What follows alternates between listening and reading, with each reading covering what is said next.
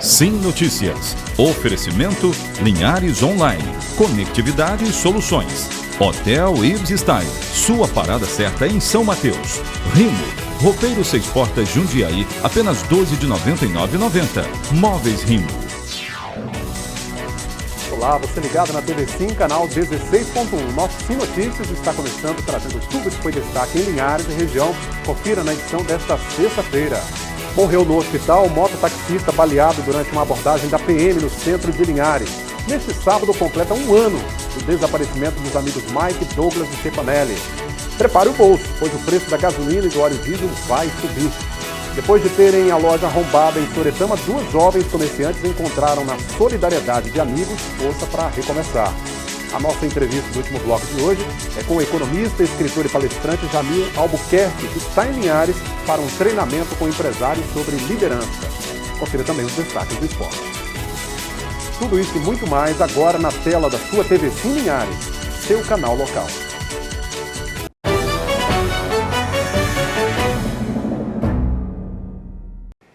Depois de vários dias internado, morreu num hospital aqui de Linhares o mototaxista atingido por uma bala perdida durante uma abordagem policial a um suspeito no centro da cidade. Morreu hoje no Hospital Rio Doce o mototaxista Juscelino Francisco da Silva, de 42 anos, conhecido pelo apelido de Baiano, atingido por um tiro durante confronto entre um suspeito armado e a polícia militar na tarde do último dia 27 de agosto, no centro de Linhares. A troca de tiros aconteceu nas proximidades da rodoviária da cidade. A vítima estava no local, aguardando clientes, quando uma viatura realizava uma perseguição a um jovem armado, que atirava contra a viatura militar. A perícia constatou que Juscelino foi atingido por um disparo que atingiu a região do abdômen. Na manhã desta sexta-feira, depois do estado de saúde dele se agravar, não resistiu e morreu. Os suspeitos eram o Wallace da Silva Souza, de 19 anos, e um menor de 17 anos, que foram abordados pela polícia por volta das 14h30 na calçada de um bar, local de grande movimento.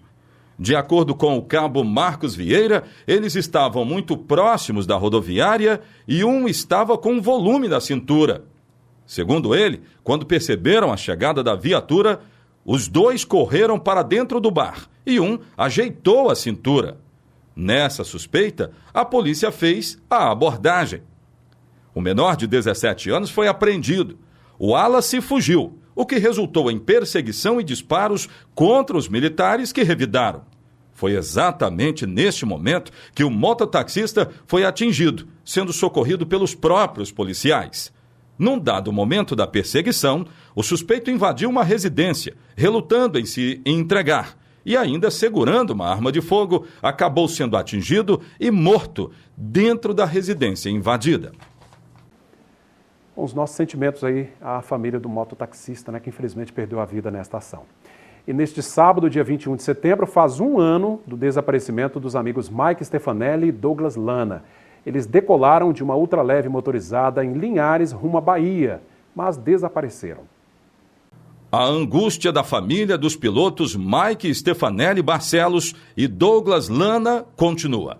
Neste sábado, dia 21 de setembro, o desaparecimento deles completará um ano. Depois de muitas buscas feitas pelo Corpo de Bombeiros por terra e na Lagoa Juparanã, parentes e amigos ainda aguardam respostas do que pode ter acontecido. Eles saíram de Linhares numa sexta-feira por volta das 4h40 com destino a Mucuri, região sul da Bahia, para um encontro de aerocamping no município baiano. Mas não chegaram no destino no dia 21 de setembro do ano passado. Das 60 aeronaves cadastradas no evento, apenas o piloto do tipo trike voador não chegou. Horas depois do desaparecimento, a família entrou em contato com o Corpo de Bombeiros para iniciar as buscas. Foi acionado o Núcleo de Operações e Transportes Aéreos Notaer para auxiliar no intenso trabalho. As buscas aos pilotos foram feitas na Reserva Biológica de Soretama e por uma grande extensão da Lagoa Juparanã, local onde um aparelho celular dos desaparecidos emitiu sinais, mas nem aparelhos foram encontrados. Mergulhadores fizeram buscas no fundo da Lagoa Juparanã, utilizando o sonar, capaz de localizar objetos em grandes profundidades. Mas, segundo os bombeiros, nem vestígios da aeronave. Já que nada foi encontrado, o caso foi parar mesmo na 16ª Delegacia Regional de Linhares, onde está, até hoje, se tornou de fato caso de polícia. A informação dá conta de que as investigações continuam sem revelar maiores detalhes. Enquanto isso, amigos e familiares se perguntam: o que pode ter acontecido com os pilotos linharenses, tão acostumados a voar naquelas aeronaves? Com certeza uma angústia muito grande para as famílias, né? As duas famílias até hoje. Vamos à agenda cultural do final de semana com a Carlinha Andrade.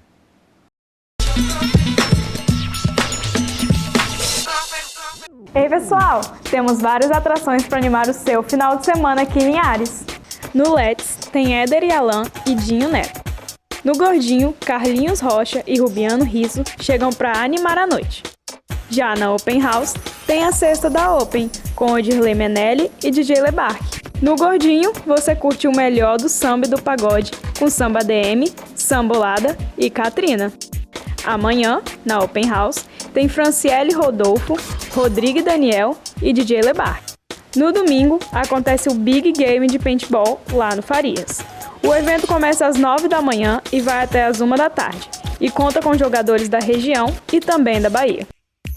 No domingo, das 3 da tarde às 9 da noite, acontece o forró lá na Atil. E quem fica por conta da animação é Rick Rio e os Irmãos de Minas.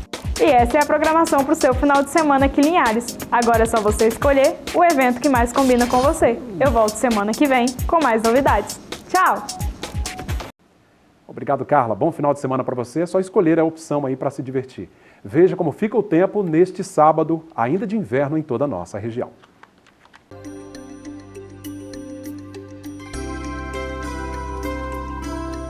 O sábado será de sol forte, mas sem chuvas, temperaturas bastante elevadas. Linhares terá mínima de 19, máxima 34 graus. Colatina com mínima de 20, a máxima chega aos 35. São Mateus, variação entre 21 e 32. E em Vitória, mínima de 23, máxima 33 graus. E daqui a pouco, depois do nosso intervalo, prepare o bolso, porque vem aí mais um reajuste no preço da gasolina e do óleo diesel. É já já.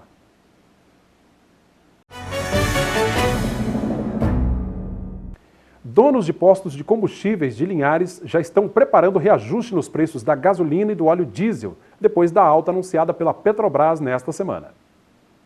A alta do preço do petróleo no mercado internacional chegou ao Brasil. A Petrobras reajustou os valores da gasolina em 3,5% e o óleo diesel em 4,2% em suas refinarias. A revisão começou a valer a partir de hoje e é uma reação ao atentado a refinarias na Arábia Saudita, que fez com que o commodity oscilasse em até 20% na última segunda-feira. O empresário Marcelo Jafé explica um pouco como funcionam esses reajustes no mercado aqui no Brasil. A nossa política de petróleo ela é internacionalizada. Então nós temos que analisar o preço do barril do petróleo e o preço do dólar. O barril de petróleo é uma commodity, né? Então isso interfere em todo o cenário. Como eu estava conversando com você em bastidores, nós temos o preço internacional, então uma crise que nós estamos tendo lá na Arábia, que fez o barril do petróleo subir, isso interfere no nosso preço. Se nós temos uma briga comercial entre Estados Unidos e China, e isso deixa o mercado mundial em êxtase, ele deixa em insegurança, as pessoas tendem a correr para um dólar. Se você começa a ter uma procura maior do dólar, o dólar começa a subir. Então, isso tudo faz parte de um cenário global. Então existe a globalização que nós estamos vivendo nela, que tem o lado bom e o lado ruim. Vamos falar o lado bom do dólar subir, por exemplo. Se um dólar começa a subir um pouco, as exportações brasileiras melhoram.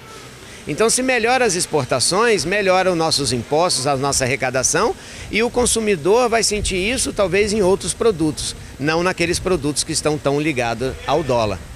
Mas a população que paga a conta reclama dessa oscilação nos preços dos combustíveis. Eu acho que são abusivos, tá?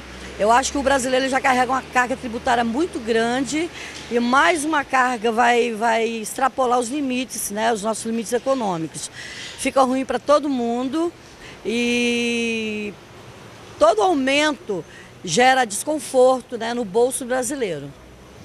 Vem aumentando, sempre aumentando, né, e para a pessoa viajar tem que ter um custo muito alto. E para mim não é só 2 vezes alto, está umas 4 vezes mais alto do que era antes. Não tem para onde fugir, né? O jeito é gastar um pouco mais, já está muito cara a gasolina principalmente, não vai ter como fugir, né?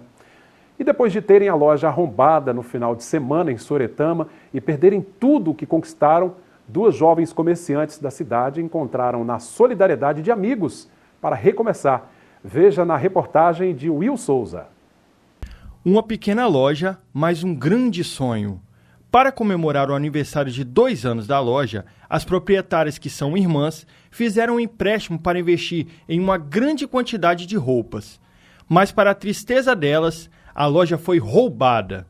Os bandidos deixaram para trás uma loja vazia e um empréstimo a ser pago.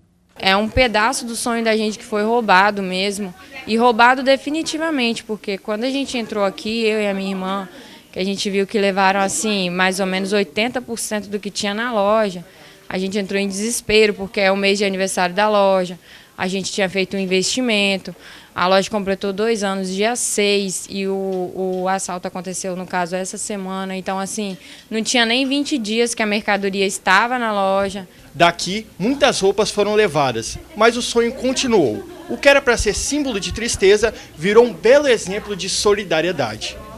Os moradores de Soretama se comoveram ao ver a situação das irmãs e doaram várias peças. A repercussão do assalto chegou às redes sociais, aumentando ainda mais o número de doações. A gente começou, né, a tentar investigar o furto, porque ainda estava recente, a gente queria recuperar as coisas, só que com isso outras pessoas foram se mobilizando. Aí fizeram rifa, a gente ganhou um ar-condicionado, né, para sortear na rifa. Aí outras pessoas falaram, vamos fazer uma rifa com algumas coisas doadas pelas pessoas do comércio. Até fizeram uma vaquinha online. E também tiveram a ideia do bazar, que foi o que mais assim rendeu pra gente, né? A partir de agora, tudo o que elas querem é continuar vivendo o sonho, sem se abater, e, como o nome da loja sugere, mostrar que são mulheres poderosas. Estou muito feliz e de verdade quero agradecer todo mundo que ajudou, porque não está dando tempo de responder todas as mensagens, de estar repostando todo mundo que está, né, incentivando as pessoas a virem aqui doar na loja. Então, assim, quero agradecer de verdade mesmo. Agora, mais do que nunca, a gente está com a certeza de que vai dar tudo certo e as Poderosas Brasil não vai morrer de jeito nenhum. É isso aí, Mariana e Rayane, a gente deseja boa sorte para vocês nesse recomeço. Tenho certeza que conquistarão muito mais do que tudo que perderam até agora, né? Boa sorte às duas. Vamos saber como fechou a semana o mercado do café.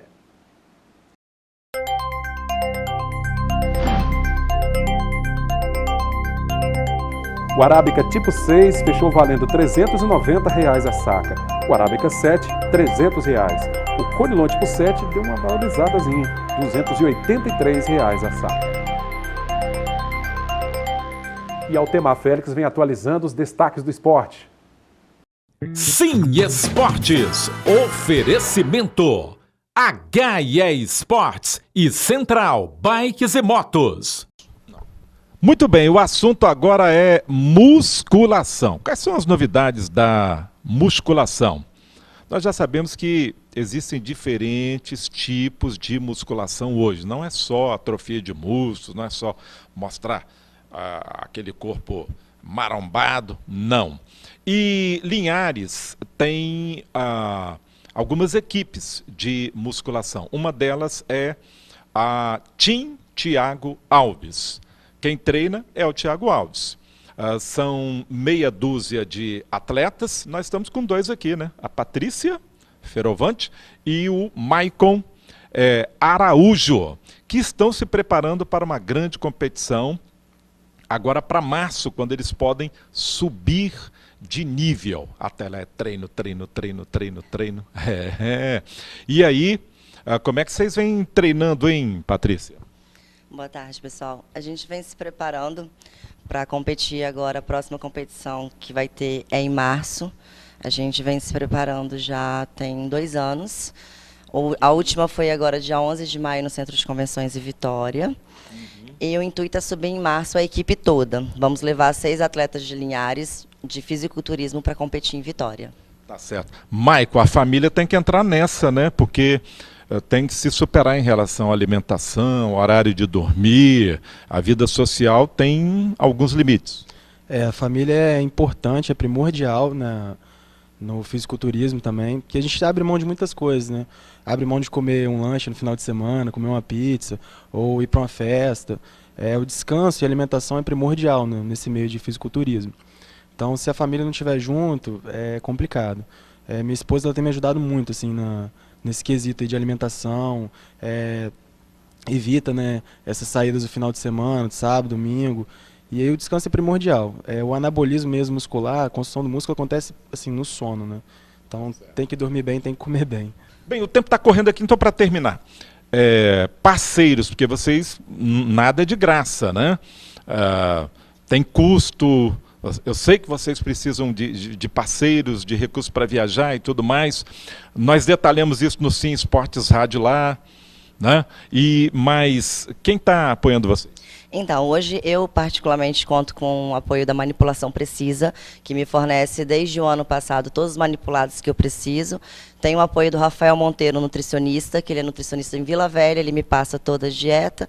O apoio da Academia Premier, que está lá sempre abrindo as portas para a gente treinar, sempre com bom atendimento. Eu tenho o patrocínio também do Juliano, que tem uma parceria com ele, que ele Ultimate. Recurso. Exatamente. Então tá legal. Gente, mais detalhes no Sim Esportes Rádio, na Sim FM 106.1. E estamos conversando aqui com o Claudão, gigante aqui, para termos um papo das 6 sobre esse assunto que é muito importante. Porque eles são referência para muita gente que ainda vai praticar musculação e para ter um ângulo diferente, um horizonte diferente do que é musculação em Linhares, no estado, no Brasil. Com você, Cláudio. Obrigado, Altemar. Bom final de semana. Depois do intervalo, você confere uma entrevista com Jamil Albuquerque, que está em Linhares para um treinamento com empresários sobre liderança. Ele que é escritor, economista, palestrante. O bate-papo é já já.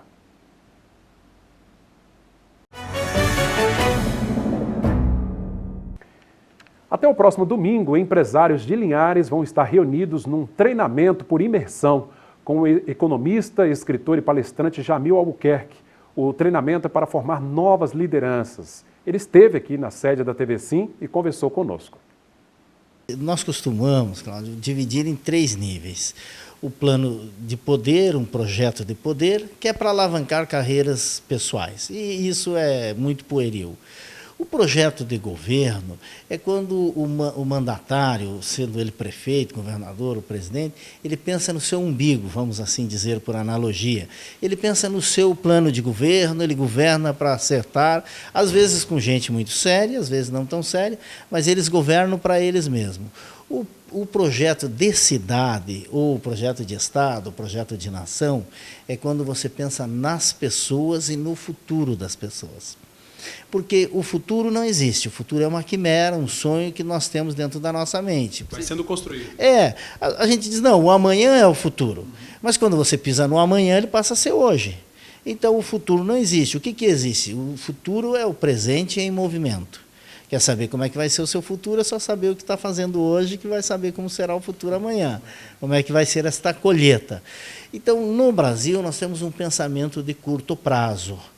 E isso acaba fazendo com que os governantes pensem só dentro da sua estrutura de mandato e criem mecanismo de perpetuação do poder, mas pensam um pouco nas pessoas.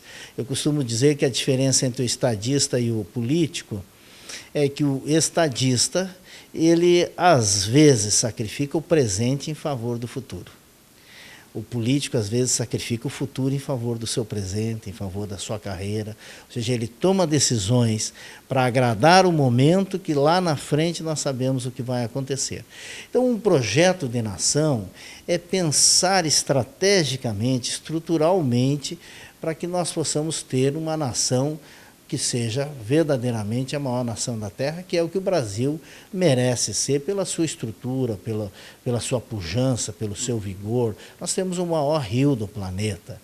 Nós estamos apenas com 30% da área agrícola aberta. Isso, veja, considerando só a área agricultável do Brasil, deixando toda a floresta amazônica fora. Se nós pegarmos todo o território brasileiro, a área agricultável hoje chega a 9% somente. Então nós podemos crescer muito sem derrubar nenhuma árvore da Amazônia, nós podemos crescer 70% ainda em produção de alimento. Essa é a nação que nós temos. Nós temos água, nós temos terra, nós temos sol.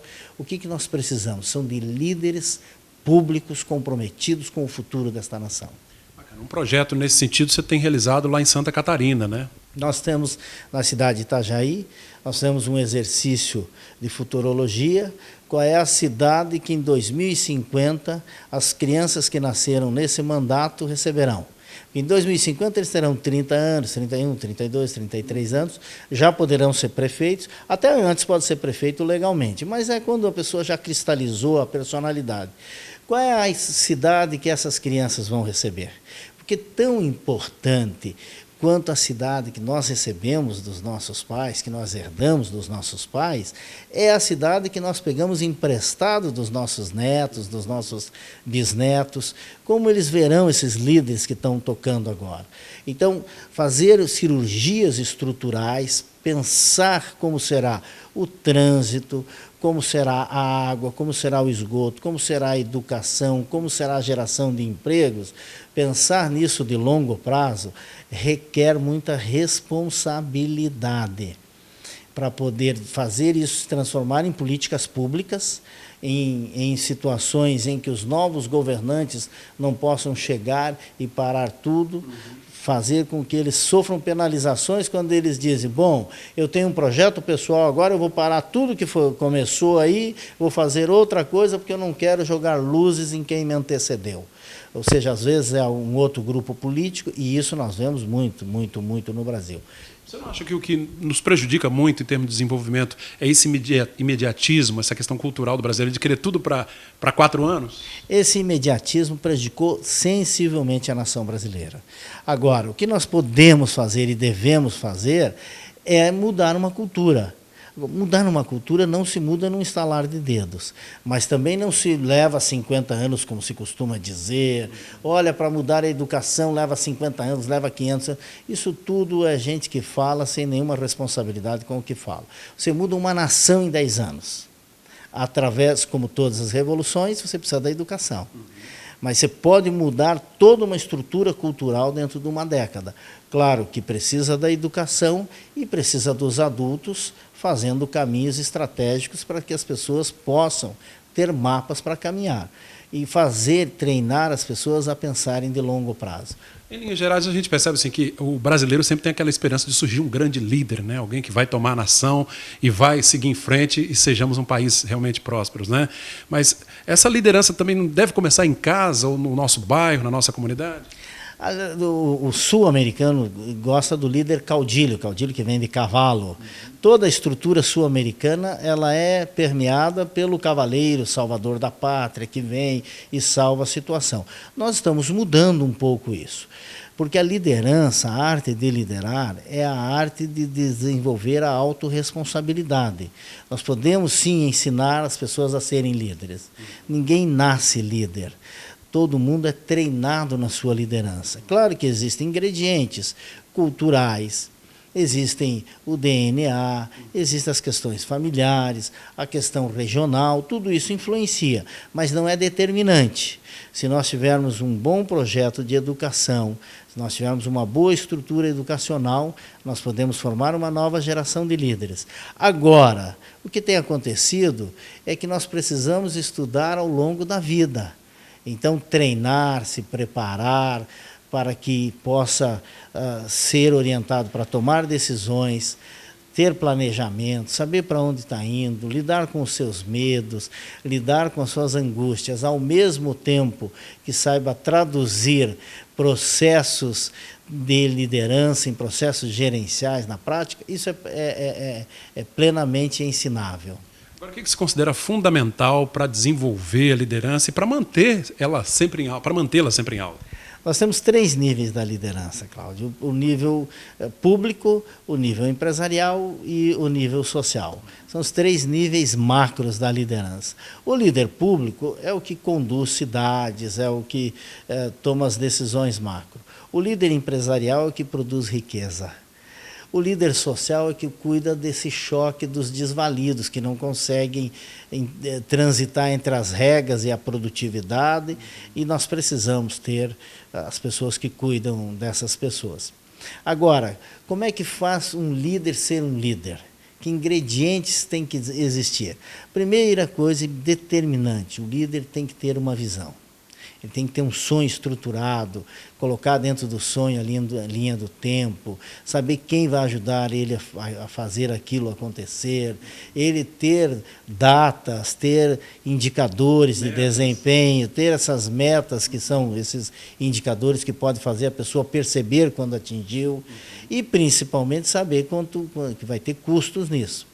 E depois ele precisa trabalhar a sua competência para materializar esta visão, ter coragem para materializar, porque no líder, mais que o currículo, são os nervos, porque ele precisa ter resistência emocional para sentir a pancada e resistir e continuar. Então, se ele tiver uma visão, se ele tiver competência e se ele souber enfrentar os seus medos, ele um belo dia vai acordar e estar entre os bem-sucedidos da sua geração. Para a gente finalizar, você tem feito esse treinamento com empresários, com políticos, ou seja, aflorando neles essa questão da liderança. A gente pode sonhar aí com dias melhores para o nosso país, a economia que está meio que paralisada. A economia, todos os indicadores mostram que nós, em 15 anos, vamos dobrar o PIB brasileiro. Veja, hoje nosso PIB é em torno de 2 trilhões de dólares. Em 15 anos, até 2035, nós vamos para 4 trilhões de dólares. Significa o quê? Para você que está ouvindo e nos assistindo. Por analogia, você tem uma bicicleta, vai ter 2 bicicletas. Você tem um carro, vai ter 2 carros. A tua casa pode dobrar de tamanho. Tem 100 metros, vai para 200 metros. Tem 200 metros, vai para 400 metros. É para você conseguir medir o que significa dobrar o PIB.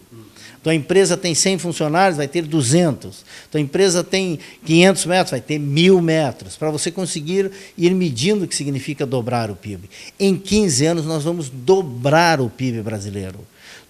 A reforma previdenciária está fazendo isso, a reforma trabalhista tem ajudado nisso, a reforma fiscal vai ajudar nisso. Eu tenho esperança que a reforma política seja mais séria nesse sentido e nós estamos preparando para o Brasil ser esse país pujante já na próxima década. Então, você que está nos assistindo, prepare-se cada vez mais. Nós estamos aqui treinando líderes no sentido de preparar pessoas para serem líderes empreendedores, socialmente responsáveis, porque o Brasil vai ser o protagonista do século XXI. É isso aí. Como disse o Jamil, para ser um bom líder é preciso ter iniciativa. O Sim Notícias de hoje está terminando. Continue acompanhando nossas redes sociais, facebook.com/Rede Sim Linhares, também nossa página no Instagram. O nosso WhatsApp, 996224547. Para rever todo o nosso conteúdo, acesse o nosso canal no YouTube. E o telefone da redação, 3373-2000. Bom final de semana, TV Sim Linhares, seu canal local.